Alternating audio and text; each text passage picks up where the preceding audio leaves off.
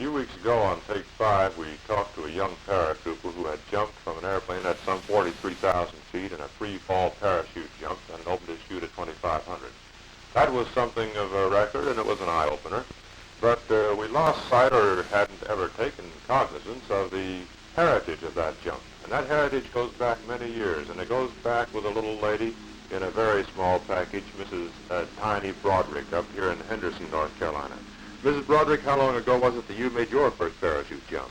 I made my first parachute drop from a hot air balloon in 1908. Well, now, they did have airplanes at that time. Why did you jump from a balloon? Well, the airplanes wasn't very far advanced at that time, and no one thought about anyone ever jumping from an airplane at that time. Didn't think too much about going up in an airplane at that time. No, there wasn't too many of them around that date. Now, how in the world did you ever get into jumping in a parachute? Well, I don't know. I just saw one girl drop, and I thought there's something I wanted to do. So I just went out and talked to Mr. Broadwick, and he said, well, we'll see your mother, and if you care to go on to this and make jumps, you can do it. Travel with the company. How old were you at that time?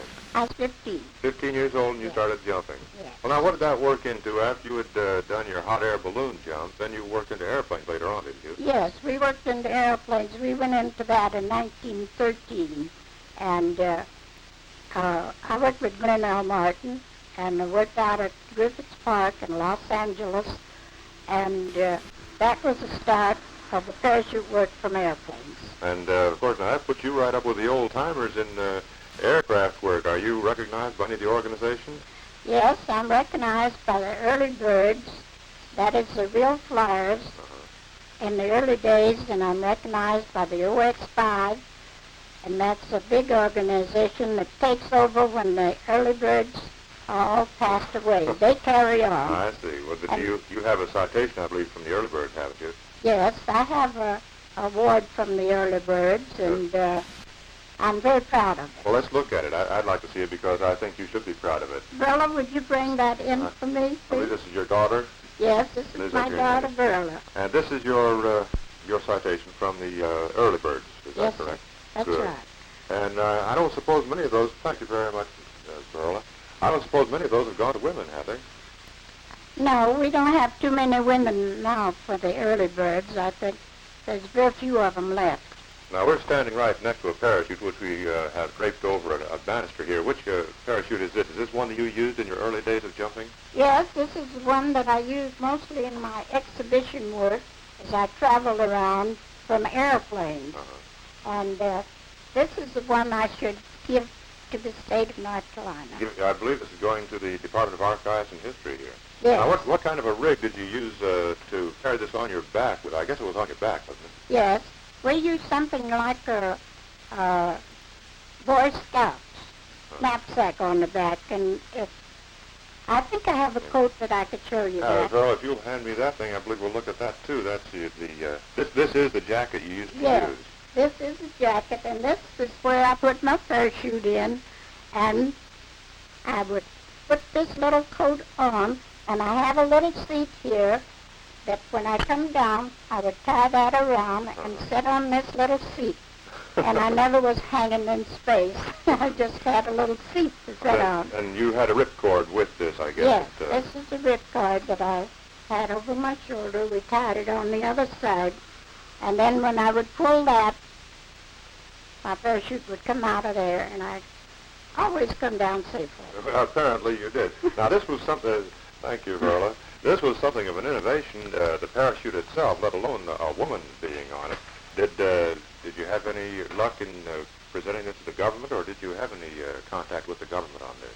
Well, yes, we had luck. We sold them a couple of parachutes in San Diego. Dad Broderick, he got them very interested, and they brought a couple, and then they just stopped until I think, Second World War. I'm not so sure about that. It's when they picked up again to become more interested in parachutes. Well, in other words, the earlier pilots in the American Air Force, I guess that's what it was at that time, didn't have any parachutes at all. No, they didn't have them. And who were you flying with at that time when you were demonstrating to the government? Well, I used the government machines over there, the ones that was on North Island. Captain Cowan, California. yes, from San Diego, North Island.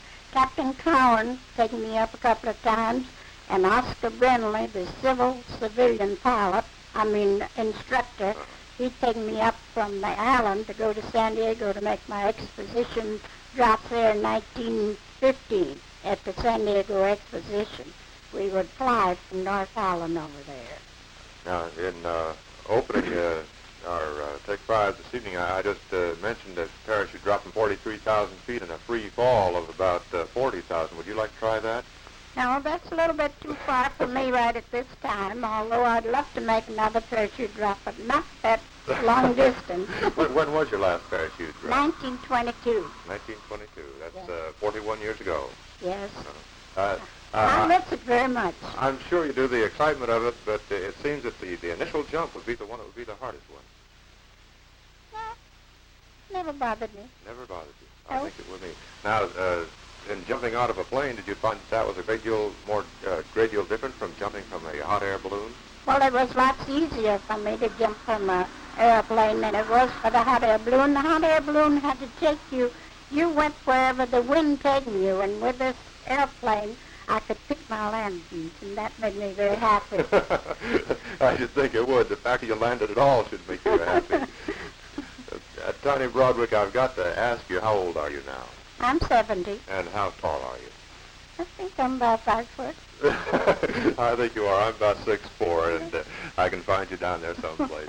Thank you. It's been delightful talking to Tiny Broadwick. Thank you very much for talking with us. Well, it's been a pleasure to visit and try to tell you a little something of my past experience in parachutes, and I hope it'll prove worthy to you. I'm sure it will. Thank you so much. My pleasure. This is Ben Runkle, WRAL-TV News.